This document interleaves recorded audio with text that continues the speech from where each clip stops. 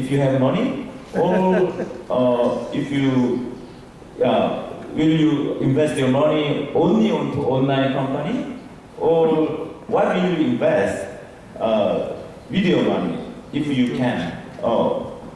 That's my Okay, nobody has ever told me I have all the money.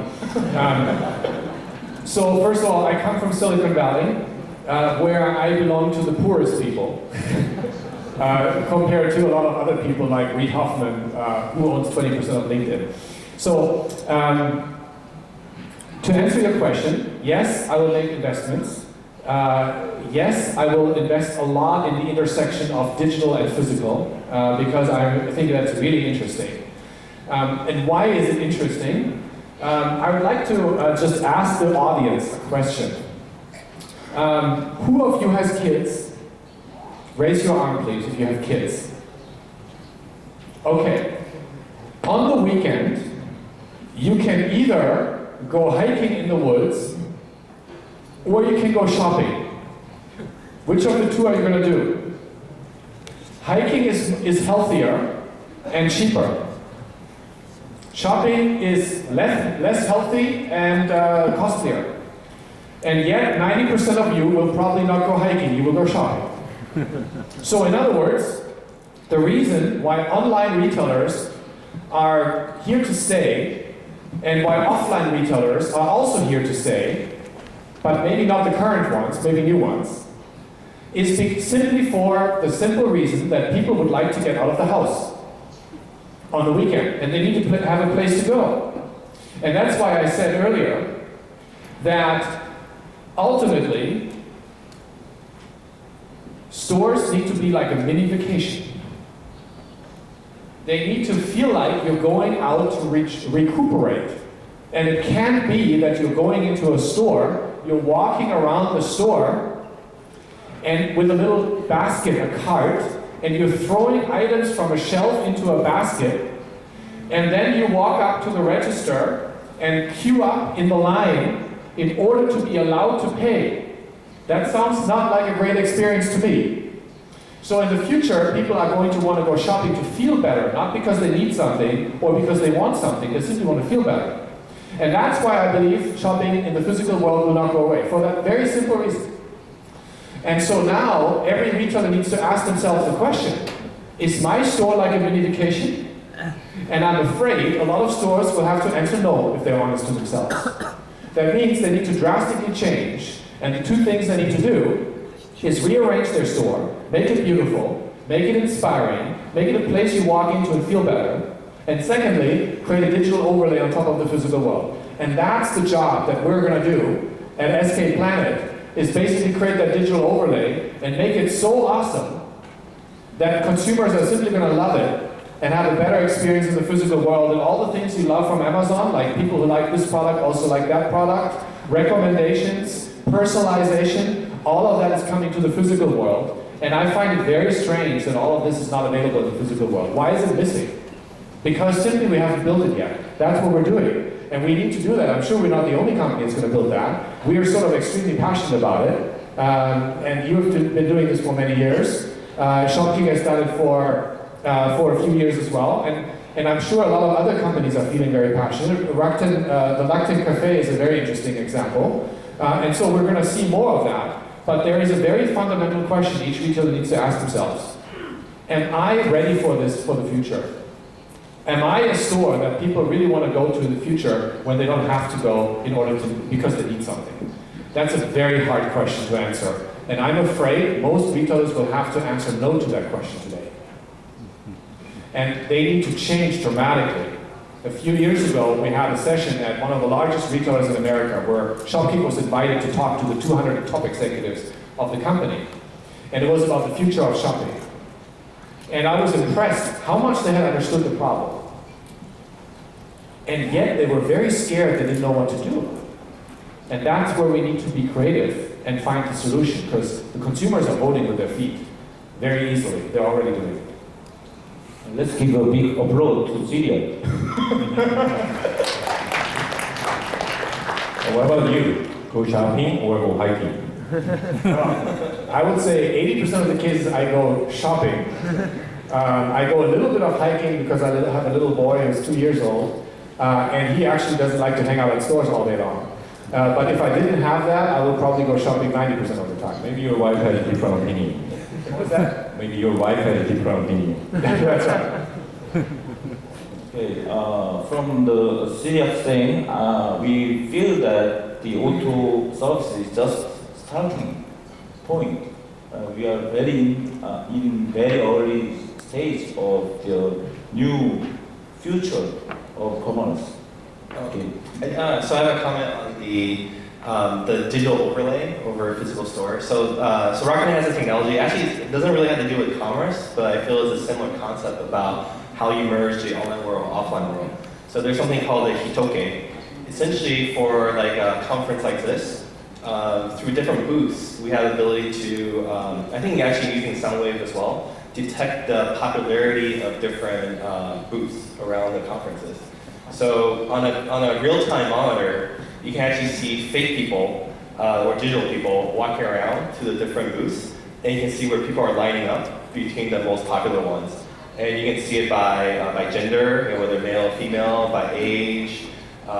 So that's sort of another interesting blend where I think the concept of this digital overlay into the physical world will become more prevalent in the future.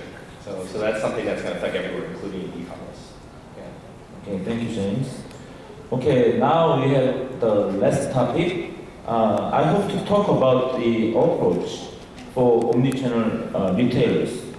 So, for example, the incumbent retailers should develop their own systems or just adopt the auto services as a service?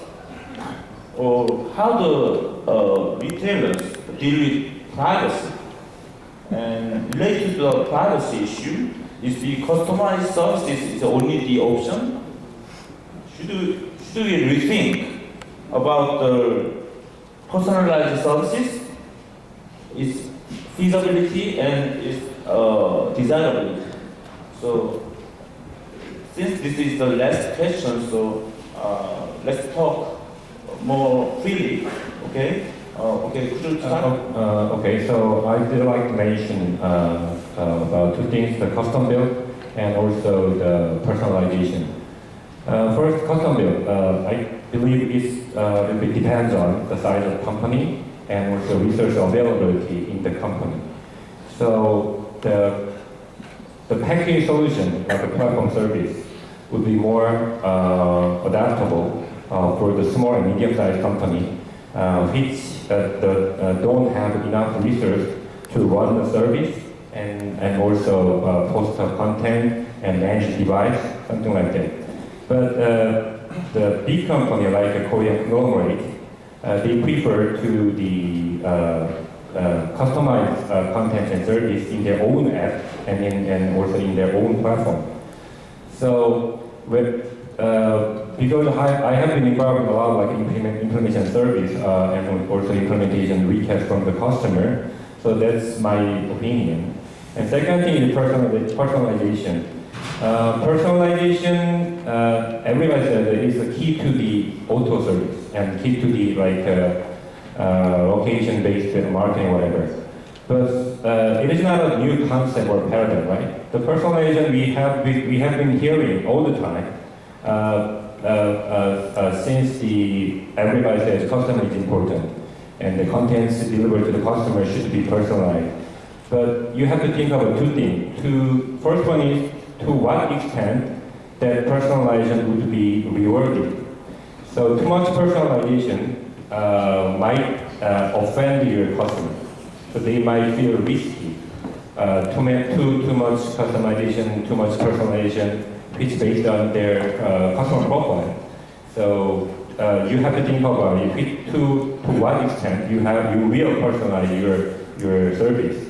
The second thing is personalization by which attribute of your customer. Traditionally, customer profile will be enough.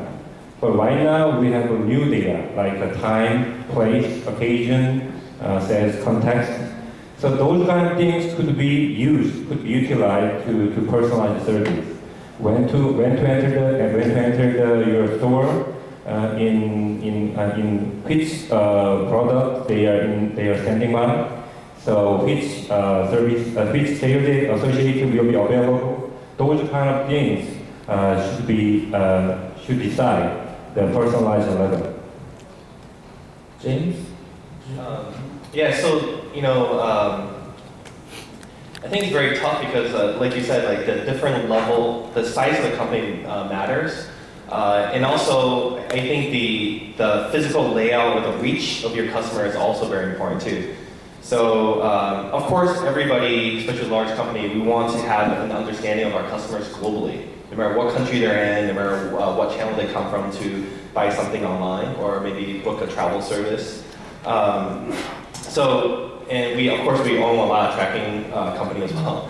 So what we found out is that, again, because the scenario is advancing so much, that it's hard to use a standardized solution to be able to capture all that. So what ended up happening is that you try to optimize your resources, meaning your investment, you're going to leverage some kind of common platform as much as possible so you get the basic KPIs to understand the general behavior of the users. And then you have to do customization to really hone in on a specific target or a specific scenario to really take advantage of it. So I think, but over time, the company who is focusing on this will be able to have a very rich platform.